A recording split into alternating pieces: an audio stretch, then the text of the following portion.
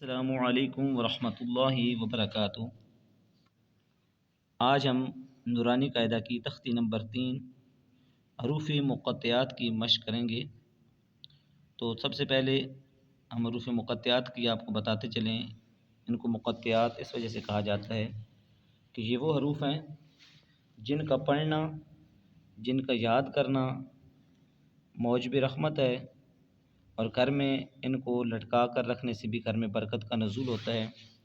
اور قرآن پاک میں حروف مقطعات کے معنی کے بارے میں ان کے معنی نہیں بتائے گئے، یعنی اللہ اور اس کا رسول بہتر جانتا ہے۔ تو بعض مفسرین نے اپنی طرف سے ان کے معنی کیے ہیں، لیکن وہ بھی حقیقی معنی نہیں ہیں۔ تو حروف مقطعات کی مشق کی طرف جاتے ہیں۔ اب اس میں سب سے پہلے الف لام میم کی طرف ذرا آپ کو بتاتا چلیں کہ لام کی جب آواز ختم ہوگی تو کیونکہ لام کو میم کے ساتھ ملانا ہے، اوپر مد بھی ہیں اور شد بھی ہے، تو لام کی آواز کو میم کے ساتھ ملا کر پڑھنا ہے۔ اس کی ذرا میں آپ کو ایک لفظ کی پریکٹس کر کے بتاتا ہوں۔ جب لام کی آواز ختم ہوگی تو میم کی آواز شروع ہوگی۔ جیسے ہم پہلے لفظ کی طرف جاتے ہیں، اعوذ باللہ من الشیطان الرجیم، بسم اللہ الرحمن الرحیم، الف لام میم۔ اب آپ نے اس لفظ میں دیکھا ہے کہ جب لام کی آواز ختم ہونے والی ہے تو ہم نے اپنے ہونٹوں کو بند کر لیا ہے، اور میم کے ساتھ اس کو آپس میں مدغم کیا ہے، ملایا ہے، اور پھر میم کی آواز کو شروع کیا ہے۔ تو اس سے جو مد والا لفظ ہوتا ہے اس کو شد والے لفظ کے ساتھ ملایا جاتا ہے۔ اب ان دونوں حروف کے اوپر مد بھی ہے اور میم کے اوپر شد بھی ہے، تو لام کو لمبا بھی کریں گے، لیکن جب لام کی آواز ختم ہونے کے قریب ہوگی تو ہم اپنے ہونٹوں کو بند کر لیں گے اور میم کے ساتھ اس کو پھر ملائیں گے اور پھر میم کو لمبا کریں گے۔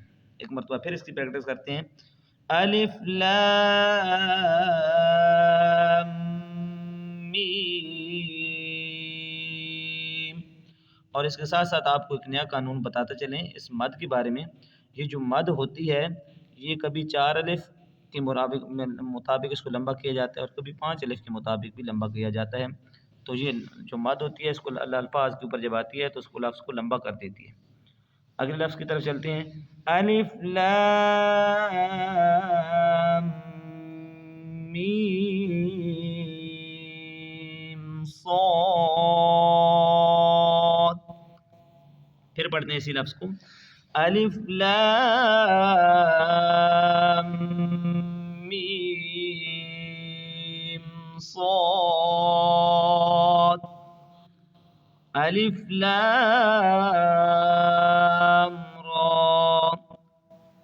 الف لام میم را،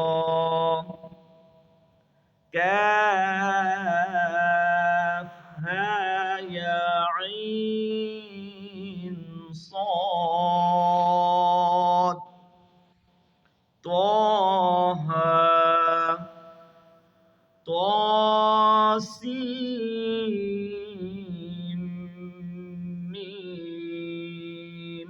اب اس لفظ میں ہم نے دیکھنا ہے سین میم نہیں پڑھیں گے، بلکہ سین کی جب آواز ختم ہونے کے قریب ہوگی تو سین کو میم کے ساتھ ملا دیں گے اور نون کی آواز اس میں نہیں آئے گی۔ پھر میں اس کی پریکٹس کرتا ہوں، طاسین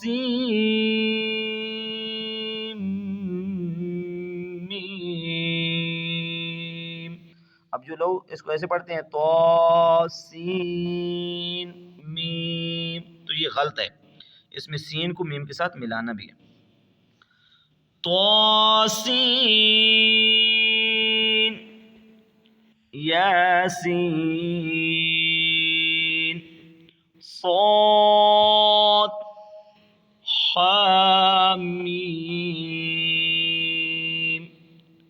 حامیم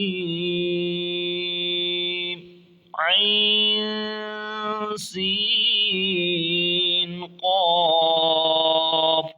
اس لفظ کو دوبارہ پڑھتے ہیں، یہ صحیح طریقے سے ادا نہیں ہوا، حامیم عین سین قاف، قاف نون صدق اللہ العظیم.